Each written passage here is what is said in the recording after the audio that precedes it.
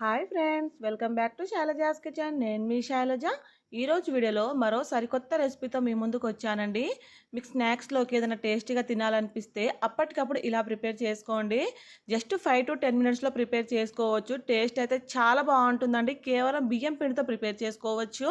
మరి ఎలా ప్రిపేర్ చేసుకోవాలో వీడియోలోకి వెళ్ళి చూసేయండి.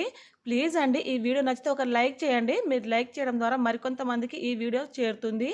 ఫస్ట్ ఒక మిక్సింగ్ బౌల్ తీసుకొని ఇందులోకి ఒక కప్పు వరకు పొడి బియ్యం పిండి తీసుకోండి. అలానే అదే కప్పుతోటి అర కప్పు వరకు గోధుమ పిండి వేసేసేయండి. ఒక 2 టేబుల్ స్పూన్ల వరకు శనగపిండి వేయండి. ఇలా శనగపిండి వేయడం వలన మనకు సాఫ్ట్‌గా, రుచిగా ఉంటాయండి. ఇప్పుడు ఇందులోకి సన్నగా తరిగిన ఉల్లిపాయలను, సన్నగా తరిగిన 2 పచ్చిమిర్చిని, అలానే మీడియం సైజులో ఉన్న ఒక టమాటాను సన్న ముక్కలుగా కట్ చేసి వేసేసేయండి. ఇందులోనే గుప్పెడంత కొత్తిమీరను సన్నగా తరిగి వేసుకోండి. రుచికి సరిపడా ఉప్పుని కూడా వేసేసేయండి. ఒక టీ స్పూన్ వరకు జీలకర్ర కూడా వేసేసుకొని ఇందులోకి తగినన్ని వాటర్ని పోసుకుంటూ పిండిని గరిటె జారుగా కలుపుకోవాలండి. వాటర్ మరి ఒకేసారి వేయకండి.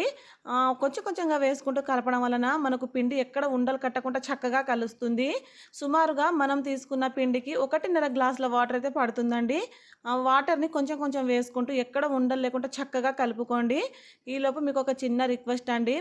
మన ఛానల్‌ని కొత్తగా చూస్తున్న వాళ్ళు ప్లీజ్ అండి సబ్స్క్రైబ్ చేసుకోండి. లైక్ చేయండి వీడియోని. పిండి మొత్తం కలిపిన తర్వాత చూపిస్తున్నాను చూడండి. కన్సిస్టెన్సీ ఇలా ఉండాలన్నమాట. ఇలా కలుపుకున్న పిండితో మనం చిన్న చిన్న అప్పాలుగా వేసుకుందాం. దానికోసం స్టవ్ ఆన్ చేసి వెడల్పుగా ఉన్న ప్యాన్ పెట్టుకోండి.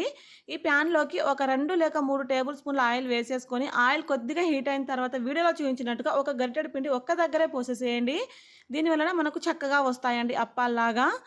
ఇలా అప్పాల్లా వేసిన తర్వాత మంట లో టు మీడియం ఫ్లేమ్‌లోకి అడ్జస్ట్ చేసుకుంటూ వీటిలని అటు ఇటు కూడా తిప్పుకుంటూ మంచిగా ఫ్రై చేసుకోవాలి. అలానే ఇవి వెయ్యగానే తిప్పకూడదండి. మనకు విరిగిపోతాయి. సో, ఒకవైపు మంచిగా ఫ్రై అయిన తర్వాత మరొక వైపు తిప్పేసుకొని ఫ్రై చేయండి. ఇలా అటు ఇటు కూడా మంచిగా ఫ్రై చేసుకోవాలండి.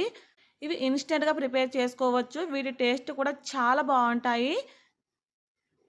ఇలా మంచిగా ఫ్రై అయిన తర్వాత ఆయిల్‌లో నుంచి సెపరేట్ చేయండి. మనం కలిపి పెట్టుకున్న పిండి మొత్తంతో కూడా ఇదే విధంగా అప్పల్లా ప్రిపేర్ చేసేసుకొని వేడి వేడిగా పిల్లలకు పెట్టండి. టేస్ట్ అయితే చాలా బావుంటుందండి. మీరు కూడా తప్పకుండా ట్రై చేసి మీకెలా కుదిరిందో కింద కామెంట్స్‌లో చెప్పండి. ప్లీజ్ అండి, ఈ వీడియో మీకు నచ్చితే నా ఛానల్‌ని సబ్స్క్రైబ్ చేసుకొని పక్కనే ఉన్న బెల్ బటన్‌ని క్లిక్ చేయండి. Thank you for watching.